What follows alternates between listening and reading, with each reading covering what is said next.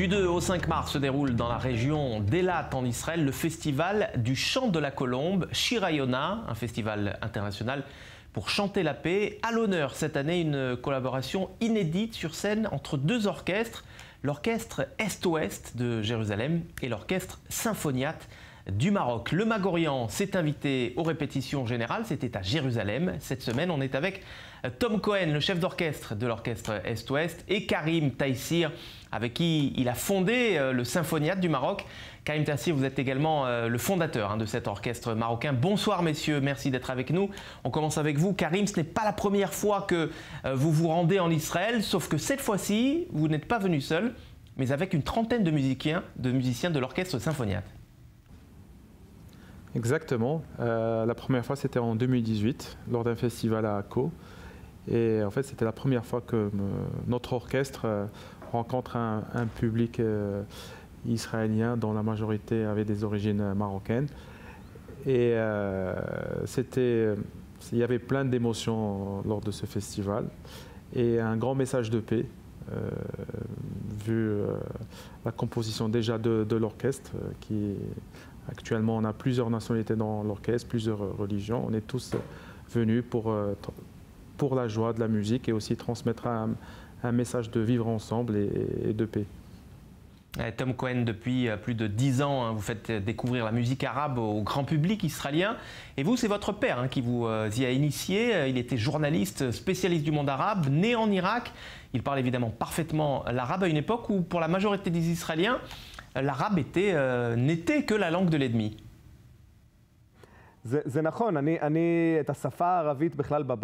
Exactement. La première fois que j'ai entendu parler l'arabe, c'était chez moi, dans la bouche de mon père qui était journaliste spécialisé du monde arabe pour un quotidien israélien. Enfant, je me souviens, c'était une expérience qui m'a un peu traumatisé parce qu'évidemment, là où j'ai grandi, l'arabe était la langue de l'ennemi. Et entendre mon père la parler, je pensais que quelque chose n'allait pas. Pourtant, grâce à lui, j'ai appris qu'on pouvait avoir des amis arabes, j'ai appris la culture arabe dont nous faisons partie. Et quand je parle de culture, je remonte un peu plus loin dans le passé pour évoquer mon grand-père paternel, Papi Isaac, qui est né en Irak. Il est né juif, certes, mais il n'était pas du tout pratiquant sur le plan strict de l'observance religieuse. Mais il était religieusement amoureux de musique. Il pouvait chanter n'importe quelle chanson d'Abdel Wahab ou d'Oum Kalthoum. Cette histoire familiale, combinée à mon enfance dans mon quartier de Be'er-Sheva où la musique marocaine et turque était la bande-son de notre existence, m'a donné la chance d'évoluer dans un univers où l'on ne faisait pas la différence entre Occident et Orient. Ce n'est que lorsque je suis arrivé à l'Académie de musique à Jérusalem quand j'avais 18 ans, que l'on m'a expliqué qu'il s'agissait de deux genres musicaux diamétralement opposés, qu'il fallait choisir. Au début, sans le faire exprès, puis ensuite, en le faisant vraiment exprès, et grâce à mon ami Karim, c'est devenu l'objectif de toute ma carrière de créer une langue commune à ces deux univers. Karim Taïsir, un concert pour la paix qui réunit plus de 100 musiciens sur scène, un an après les accords d'Abraham et en pleine guerre en Ukraine. Ça, c'est un message fort qui est envoyé depuis le cœur du Moyen-Orient.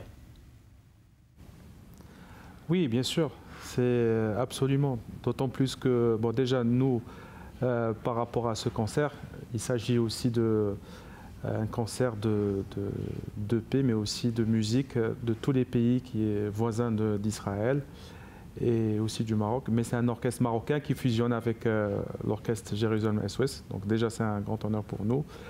Et c'est une lueur d'espoir en ce moment. Non seulement par rapport à tout ce qui se passe au niveau politique, mais aussi par rapport au contexte Corona. Donc c'est vraiment... C'est de l'espoir et la joie, purement. Tom Cohen, ce festival fête cette année ses 45 ans. La première édition avait été créée pour célébrer le traité de paix israélo-égyptien, je crois.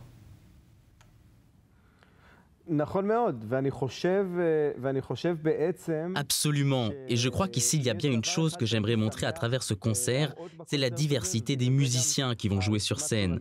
Il y a autant de musiciens que d'opinions politiques, et peu importe, car au final, nous sommes unis par les liens de la culture. On parle tous une seule langue, et quand on parle cette langue tous ensemble, on est beaucoup plus fort.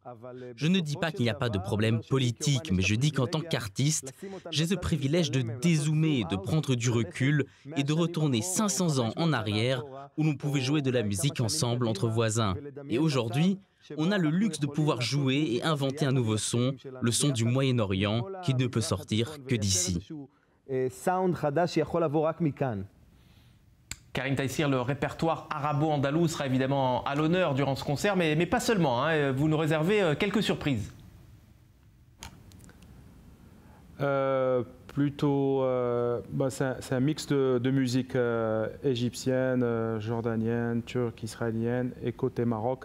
Alors il y aura bien sûr musique andalouse, mais aussi un morceau qui est très connu, un morceau instrumental, et surtout un morceau berbère qui représente la musique berbère, une des composantes de la culture marocaine dont on est très fiers de représenter durant ce concert.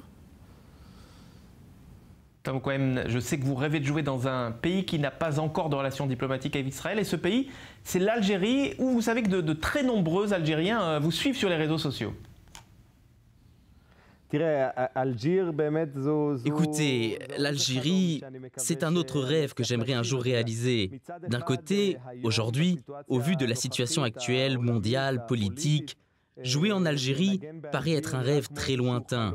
D'un autre côté, si vous m'aviez dit il y a 3 ans que je ferais aujourd'hui un concert avec mon orchestre israélien aux côtés de mon orchestre marocain, que toutes ces personnes joueraient ensemble sur scène avec tous les artistes formidables qui viennent chanter avec nous, que Karim et moi s'assiérions à une table pour signer un accord de coopération culturelle, le premier de ce genre entre Israël et le Maroc, ça m'aurait aussi paru difficile à croire. Donc, je continue de rêver et je reste toujours optimiste. Tom Cohen et Karim Taïsir réunis tous les deux donc à Jérusalem pour ces répétitions et qui nous donnent rendez-vous cette semaine pour un concert exceptionnel, concert de la paix avec 100 musiciens israéliens et marocains sur scène. Merci d'avoir pris le temps de répondre à nos questions. Merci beaucoup. Merci beaucoup, Cyril. Merci. Et on se quitte avec la chanson Badad du grand Zohar Argov en hébreu et en arabe, s'il vous plaît. Quant à moi, je vous dis à la semaine prochaine. Shalom. Salam.